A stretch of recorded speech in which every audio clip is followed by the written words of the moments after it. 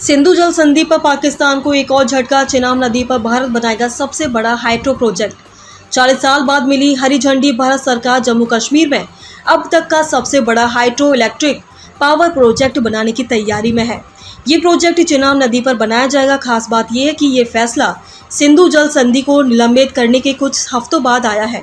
इस विशाल 1856 मेगावाट के प्रोजेक्ट के लिए अब पाकिस्तान से कोई इजाज़त नहीं ली जाएगी, जबकि संधि के तहत पहले ये ज़रूरी था कि इस प्रोजेक्ट का नाम सवाकोट हाइड्रो इलेक्ट्रिक प्रोजेक्ट है। National hydro electric power corporation ने इसके लिए टेंडर निकालने की प्रक्रिया शुरू कर दी है।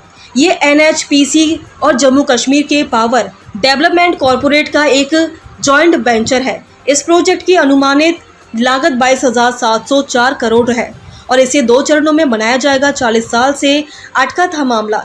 ये प्रोजेक्ट 1980 के दशक में सोचा गया था, लेकिन पिछले 40 सालों से अटका हुआ था। इसके पीछे कुछ प्रक्रियात्मक देरी और पाकिस्तान का विरोध मुख्य कारण थे। पाकिस्तान को हमेशा ये चिंता रहती थी कि इस बांध के बनने से चिनाब नदी के बहाव पर असर पड़ेगा। क्या है सिंधु जल संधि का मामला? आपको बता दें कि 22 अप्रैल को हुए पहलगाम आतंकी हमले के बाद भारत ने सिंधु जल संधि को तब तक के लिए निलंबित कर दिया था जब तक पाकिस्तान आतंकवाद को पूरी तरह से छोड़ नहीं देता।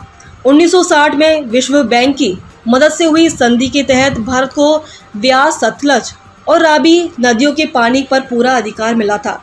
वही पाकिस्तान को सिंधु, झेलम और चेनाब नदियों पर पानी मिलता था। हालांकि भारत को चेनाब जैसी नदियों पर run of the river project बनाने की इजाज़त थी, लेकिन इसके लिए प्रोजेक्ट के डिज़ाइन और ऊंचाई पर पाकिस्तान की सहमति लेनी पड़ी थी। अब भारत बिना किसी रोक-टोक के ये प्रोजेक्ट बनाएगा। प्रोजेक्ट की आगे की राह, ये प्रोजेक्ट BOOT मॉडल पर आधारित होगा। इसका मतलब है कि NHPC से इसे बनाएगी, इसका मालिकाना हक रखेगी, इसे चलाएगी और इसे 40 साल बाद इसे पूरी तरह से जम्मू कश्मीर को सौंप देगी।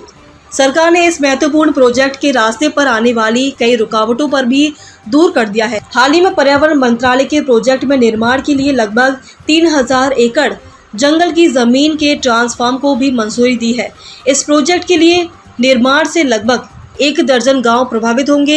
इन गांव में रहने वाले सैकड़ों परिवारों को दूसरी जगह बसाने की योजना भी प्रोजेक्ट का हिस्सा है।